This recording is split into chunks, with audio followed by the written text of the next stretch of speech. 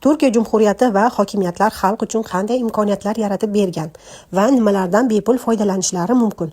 Bugun shu mavzu haqida hech qayerda eshitmagan ma'lumotlar bilan bo'lishaman. Birinchisi va menga eng yoqqani Turkiya fuqarosi farzand ko'rgan ayolga beriladigan akpil, ya'ni preznoy. Buni farzand dunyoga kelishi bilan 4 yoshga kirguncha onalarga davlat tarafidan bepul beriladi.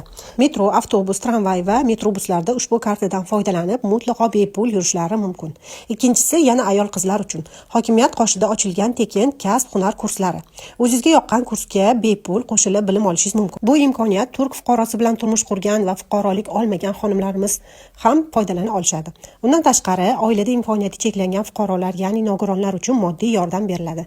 Yana bitta qiziq ma'lumot, ajrashgan ayol otasini vafotidan keyin otasini pensiyasini olishini bilarmidinglar?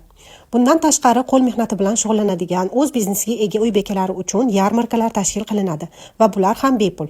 Yaqinda mahallamizda Istanbuldagi madrasa va masjidlarga tur tashkillashtirildi va xohlovchilar bemalol qatnashishlari mumkin.